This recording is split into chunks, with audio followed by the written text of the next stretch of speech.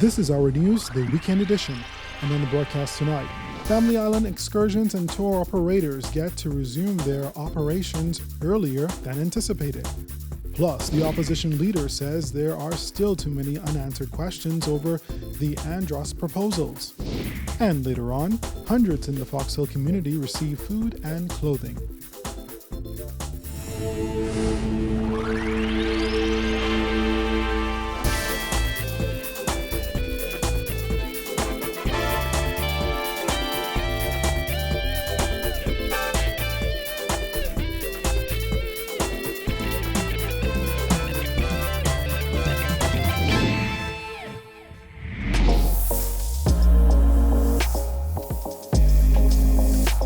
Our news is brought to you by Alive. Good evening, everyone. I'm Andrew Knowles, and thanks so much for joining us. Topping news tonight, tourist attractions, excursions, and tours on Family Islands can resume their operations beginning tomorrow. That announcement coming from the Office of the Prime Minister today. The reopening for those Family Island operators comes 1 week earlier than Prime Minister Dr. Hubert Minnis originally announced during his national address last week Sunday. However, those attractions, excursions, and tours on New Providence in Grand Bahama will remain shut until July 13th. Now, as those businesses on the Family Islands prepare to reopen on Monday, they are reminded that facial mask and physical distancing protocols are mandatory. The reopening of attractions, excursions, and tours is a part of the phased reopening of the country's tourism sector. Well, water sports operators are pleading with the government to speed up the process of getting them back to work after months of beach closures. Our Giorgio Bain reports. With beaches and parks now reopened and tourists making their way back to the Bahamas, water sports operators remain on the shoreline. 10 Summers water sports operator Reno DeVoe Jr. told our news while he and a few others have side jobs that help them to make ends meet, he is afraid that others who depend on the industry to provide for their families may resort to more drastic measures. The side hustle helps along with our jet ski to do on the beach, so you cut that out, then it causes a lot of chaos because jet ski operators are used to a bit of good money like through the week and through the day. So that cut is going to cause a lot of different type of crimes. Not saying we're bad people, but some people have their family to feed and some people would go to the end of the world for their family. DeVoe is calling on authorities to simply let water sports operators know what is needed of them, as they have no issue with abiding by new rules put in place due to the COVID-19 pandemic. It's a bit tough for us, and there's a lot of chatter going on about it, and everyone is like, hey, the beaches are open, other establishments are open, we should be open too, even if we have to go through safety precautions. They say, well, social distancing, making sure you have your mask on, where you could get it probably. You will have a fine if you're not abiding by these laws and rules. DeVoe said those in the water sports industry feel their inability to operate is a form of punishment for the reputation they have built over the years. I know we jet ski operators have a bad name already, so I don't know if it might be a little bit of punishment, but we ready to listen and abide by the rules and do what we got to do to try to boost the economy and help our families and stuff. Going on the 5th month without being able to operate, DeVoe said it's time to get back to work. It'll help a lot if we could get the beaches open for us, where we can run our jet skis and do the parasail and banana boat. And because these businesses have a lot of employees also, so I know a lot of them are hurting, and we really need to get it going. Reporting for our news, I'm Giorgio Bain. Well, despite Prime Minister Dr. Hubert Minnis insisting his government will not approve a free trade zone for Andros, PLP leader Philip Brave Davis says there are still too many unanswered questions about the 3 projects proposed for North Andros. It was not the fact of a free trade zone, right, because the proposal that we spoke to had many components to it with which we have great concerns. For example, the divestiture of over 500,000 acres of land. The fact that the core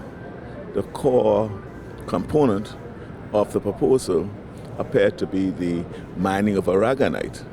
And what does that mean? So we had a number of concerns about the overall development in the several components that it covers. So to say that it will not be there'll be no free trade zone, it doesn't answer all of the questions. During a national address last Sunday, Prime Minister Dr. Hubert Minnis said his government will not approve a free trade zone for Andros. A proposal for the North Andros Green Free Trade Zone was leaked last month. The proposal was submitted to the government by multi-billionaire Dr. Patrick Soon-Shiong in September of 2019. Promises an international airport and shipping port, research hospital, and ecotourism amenities in Morgan's Bluff, Andros, and to provide in excess of 10,000 jobs in exchange for 500,000 acres of land concessions and the approval to harvest 360 square miles of aragonite. Although an updated proposal from the investor is expected, the initial proposal has created pushback from many Bahamians and members of the official opposition who traveled to Andros last week, where they decried details of the leaked document. Davis insisted the Minnis administration has been less than transparent. I know what transparency means, and this government has not been transparent. And just for example, we talk about the town center mall lease. How many months now have they agreed that they'll lay that on the table? It's yet to be laid. Any number of the heads of agreement that they've entered into, they have yet to lay on the table. The Bahamas has failed to train skilled workers for construction jobs available. That's according to immediate past president of the Bahamas Contractors Association, Leonard Sands. The images of 100 Mexican workers headed to Abaco to carry out work on Baker's Bay Golf and Ocean Club have caused quite the uproar over the past few days, with many calling for answers as to how so many work permits were granted for foreign labor, while Bahamians continue to be laid off by the hundreds. 18-year-olds out of Jamaica and in our neighboring countries are coming to the Bahamas with better skills than veterans who've been in the industry for 20 years because we do not train aggressively in this country. And until we do that, maybe we'll have another 500 or 600 Mexicans or Chinese or Brazilians. However, this is a global community we live in now. Our job, we have failed on our job to train our people to do those jobs. So someone will not tell us again that we don't have the trained individuals in our country to perform those tasks. Back in early March, Immigration Minister Ellsworth Johnson told reporters that there were not enough Bahamians to handle all the construction work needed in the aftermath of Hurricane Dorian. Sands says the construction industry will continue to be dominated by foreigners if more training isn't carried out for Bahamians interested in and already involved in the field. Is becoming a place where the bottom is going to fall out. I think more and more we need skilled persons beyond the age of 60, beyond 40 years ago they got this wonderful training when we had city and guilds and all those things. Here, now you're on 3 and 4 training courses of education where no one has really told you this is the right way to do it. I think we've failed, we have dropped the ball in training our country from the high school level how to be a good carpenter, how to be a good mason, how to be a good electrician and plumbers. We have that at BTVI, and I'm not knocking that. But there are persons who come out of school at 18 years old in Jamaica who could be any carpenter who has been in the field for 25 years. And still ahead tonight, police officials addressing the uptick in bank fraud. Plus, despite the tough times, one financial expert is urging bank customers with loans to continue paying. He'll explain why when we return.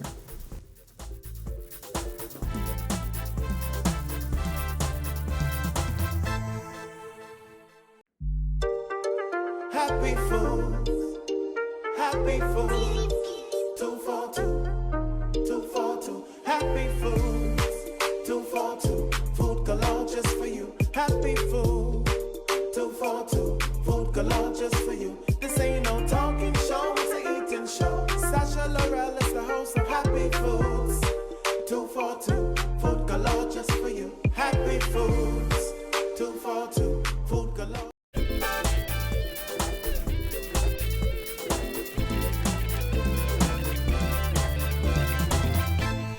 Next tonight, head of the Financial Crimes Branch, Chief Superintendent Matthew Edgecombe, has revealed that fraudulent crime at local banks is on the rise. The senior officer says police are probing a number of matters, as he also sent a stern warning to those involved. Our Jasmine Brown reports. From January 1 to now, we have seen an increase of such type frauds that was spoken about. That was head of the Financial Crimes and Anti-Corruption Branch, Matthew Edgecombe, explaining the noted increase in fraud-related matters involving local banks. My team and I are diligently investigating such matters, and we are having good results. Chief Superintendent Edgecombe said police investigations are revealing some bank customers are allowing their accounts to be used to house stolen funds for small fees. Edgecombe gave this stern warning to those who commit the crime. Well, I just want to warn the public, the vehement public, do not become a victim or participate in something that would hurt you in the end. Because during our investigation, as we find out that you may have assisted somebody, you may be charged with money laundering, a number of fraud offenses, which may land you in jail. You gotta be careful with that. I don't think the bank doesn't encourage that. Whatever goes to your banking account, you could be held liable criminally or civilly. So all I'm here to say is that please be aware of what you are doing. Edgecombe's comments come as officials from Commonwealth Bank revealed recently that some of their customers were the victims of a phishing scheme. The police is here. We are investigating these matters. We take them very seriously. Reporting for our news, I'm Jasmine Brown. Fidelity Group Chief Gowan BOWE is urging those who can continue loan payments, stressing that the loan deferral offered by government will not stop interest from building on those loans. Berthany McDormand has that. Following the announcement by the Central Bank of the Bahamas that just under $2 billion in loans held by Bahamian credit holders have been deferred, Fidelity Group Chief Gowan BOWE explained that for the borrower, the interest will continue to accrue. The interest did continue to accrue. And put into simple terms, the bank only makes money off of the interest it charges. And the bank incurs expenses for the loans that it takes out. So it has a payroll, it has overhead with rent and utilities and all of the like. And it actually has persons who default that it has to cover a cost on. So a person who borrows $10,000, that's not income to the bank if they pay it back. It's only the interest that is charged on that loan. BOWE explains that the deferral program was created to allow persons to restabilize cash flow and not to remove the obligation to repay the loan. Back in March, Prime Minister Dr. Hubert Minnis declared a state of emergency. At the time, the central bank brokered deals with lending institutions for a 3-month deferral and credit support for borrowers in good standing with their banks whose debt servicing capacity had been adversely impacted by the pandemic. Banks were required to keep meticulous records of those applications by loan deferral. BOWE says it's unfair for persons to criticize government over the assistance offered to borrowers. So when you say, is it appropriate for government to protect one class of persons at the expense of another? The answer is no. So in reality, when we say, well, what could government have done? I think people look at it saying, well, if government decrees that banks don't force these payments, right, they've done a good thing. Well, have they? Because now all they've done is shifted the burden from the borrower to now the lenders who were the depositors and the shareholders who were the savers and the pensioners. And so you've probably worsened the situation because you've now made depositors who had savings, you now make them dependent on assistance. BOWE's urging persons who don't need the deferral to continue paying their loans. It would be if you didn't need the deferral because your income was either not interrupted or you had saved and you had the resources to make payments as you should have, then the best thing would have been to done and should do now is to ensure that those payments are applied, because in the absence of them, interest will compound upon the missed payments as well. And so borrowers really have a responsibility themselves to say that they minimize their interest costs. Reporting for Our News, I'm Berthany McDermott. When our news, the weekend edition, comes back from the break, Exposure Cares gives back to the Fox Hill community. And later, we take a look at the most memorable quotes of the week, so stay tuned.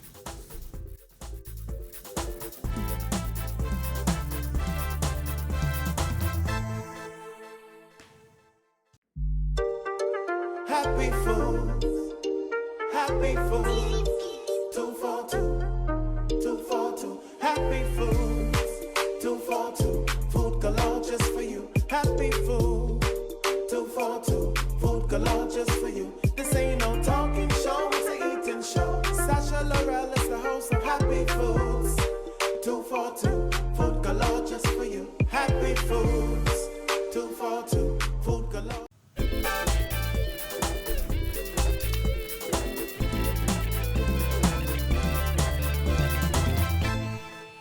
A local real estate agent is reacting to the current market. MACK ALTIDORE says there is a slump, but the reopening is providing a glimmer of hope. Real estate market is down, but it's coming back up. I think July 1st the country reopens.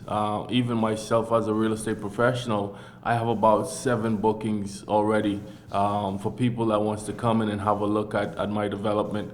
But I also lost a few that's saying, I don't want to take the COVID-19 test. I'm not sticking that thing in my nose. But hey, believe it or not, I would prefer that, the test happens and I know that the person that I'm dealing with is safe, as opposed to the uncertainty that's going to come with just coming into the country. ALTIDORE, who also manages and sells properties at One Ocean on Paradise Island, says now is a good time for buyers to check out the market, but he had some advice for them. There's a lot of uncertainty in the market in terms of what is going to happen post-COVID or even post-July, what's going to happen. So because the economy right now is so uncertain, a buyer just wants to get that property sold. So if you come in, but my best advice would find a real estate agent. I know some very seasoned real estate agents here that's going to give good advice. And these guys are going to take you to where you need to go, show you the property that you need to see, and be able to negotiate on your behalf, because it is what they're doing. Around 200 Fox Hill families were fed and given clothing yesterday as a part of a community initiative spearheaded by Exposure Cares. The residents were able to pick through lightly worn clothing and take whatever they wanted in addition to a hot meal. DEVAL KIRBY, who grew up in the area, said after seeing the hard times people fell upon, he and his community group felt the need to get involved. We've noticed that persons have been losing their jobs. A lot of persons have been throughout the news, wasn't able to feed their family, young kids, and we just saw the need, and here we are fulfilling the needs. We are feeding 200 families, and again, we are giving them clothing, food, cooked food, and food to carry home to cook for their families. Despite the rain, the residents came out by the dozens. Fox Hill Member of Parliament SHONEL Ferguson said it was good to see so many young people volunteering and giving back to the people of that area. Bob Kirby grew up in Fox Hill. He still lives in the Fox Hill area, but not in the constituency. So when young people look back and said, I'm from there, I live there, I want to help there, I think that is very commendable. It's an example to other young people throughout the country that as God moves you forward, it makes sense to look back and say, which brother can I help? Which sister can I help? Find out the most memorable quotes of the week. That's coming up when our news, the Weekend Edition, returns.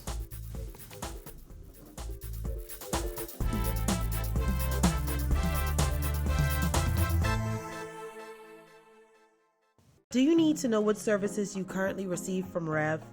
It's all easy to view via your MyRev account. Log into my.rev.bs and click on Services, then My Services. You'll then be able to view your mobile, internet, or television services received from Rev.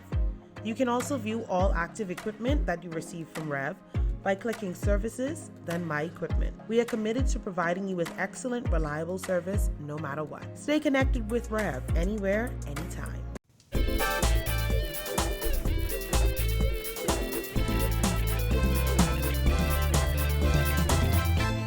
Finally tonight, it's that time when we take a look back at the most memorable moments of the week in news in our Quote of the Week segment. Wife of the Prime Minister, Patricia Minnis, says communities should be outraged when children get caught in the crossfire of crime. Her comments come in at number 3. We need to be outraged about that. There's a lot of things that we seem to be outraged of, but that is so important for all of the community and get together. We need to march for this. We need to really tell our young men who are killing themselves and who are killing innocent people to stop. They have to stop because they don't want it to happen to their mother, their sister. This child was being held by her grandmother in her lap when she was shot. In at number 2 is this warning by Prime Minister Dr. Hubert Minnis to business owners to follow the rules designed to stop the spread of COVID-19. I do not want to call any restaurant or nightclub names, but that particular nightclub in the East, know whom I'm speaking about, And be assured, if we see that happening again, what has happened just recently, they will be dealt with properly. And the same message goes out to 2 restaurants in the West. I need not call their names, but they know one is east of me and one is west of me, and I live tropical. But it was this heated exchange that unfolded in the House of Assembly on Tuesday that takes the top spot for a quote of the week. Honorable Member for Angleston. Honorable Member. Honorable Member for Angleston. Withdraw. You are ordered to withdraw from this Parliament.